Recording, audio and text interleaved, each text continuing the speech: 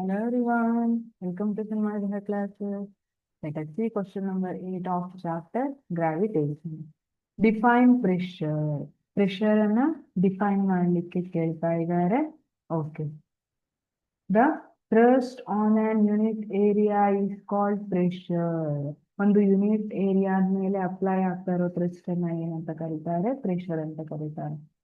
Thrust is nothing but the force which is acting normally on the surface. ಯಾವುದೇ ಒಂದು surface ಮೇಲೆ force normally ಅಥವಾ ಪರ್ಪೆಂಡಿಕ್ಯುಲರ್ಲಿ, normally ಅಂದ್ರೆ ಪರ್ಪೆಂಡಿಕ್ಯುಲರ್ಲಿ act ಆಗ್ತಾ ಇದ್ರೆ ದೆನ್ ಅದನ್ನ ನಾವು ಥ್ರಸ್ಟ್ ಅಂತ ಕರಿತೀವಿ. ಫಾರ್ ಎಕ್ಸಾಂಪಲ್, ನೀವು ಮೊಳೆ ಹೊಡಿತೀವಿ ಅಲ್ವಾ, ಅದು ಹೇಗೆ ಪರ್ಪೆಂಡಿಕ್ಯುಲರ್ ಆಗಿರುತ್ತೆ ಸರ್ಫೇಸ್ಗೆ ಪರ್ಪೆಂಡಿಕ್ಯುಲರ್ ಆಗಿರುತ್ತೆ ಅಲ್ವಾ. ಇದು ಗೋಡೆ ಅಂತ ಇಟ್ಕೊಂಡ್ರೆ ಸರ್ಫೇಸ್ಗೆ ಈಗ ಆಕ್ಚುಲಿ ತೋರಿಸ್ಲಿಕ್ಕೆ ಬರಲ್ಲ ಪರ್ಪೆಂಡಿಕ್ಯುಲರ್, ಇಮ್ಯಾಜಿನ್ ಮಾಡಿ ಪರ್ಪೆಂಡಿಕ್ಯುಲರ್ ಆಗಿರುತ್ತೆ. ಈಗ ಇದೆಲ್ಲ ಆರೋ ಮಾರ್ಕ್ಸ್ ತೋರಿಸಿದಾರಲ್ಲ, ಆ ಮೊಳೆ ತರ ಇಮ್ಯಾಜಿನ್ ಮಾಡ್ರಿ. ಗೋಡೆಗೆ ಹೇಗೆ ಮೊಳೆ ಹೊಡೆದಿರ್ತಾರಲ್ಲ ಅದು ಪರ್ಪೆಂಡಿಕ್ಯುಲರ್, ಗೋಡೆಗೆ ಮೊಳೆ ಪರ್ಪೆಂಡಿಕ್ಯುಲರ್ ಆಗಿದೆ.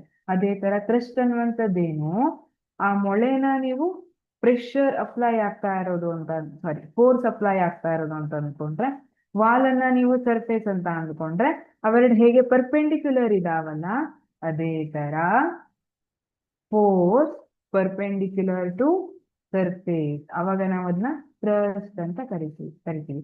So thrust on an unit area is called a pressure. ಅದನ್ನ ನಾವು ಪ್ರೆಷರ್ ಅಂತ ಕರಿತೀವಿ. Thank you.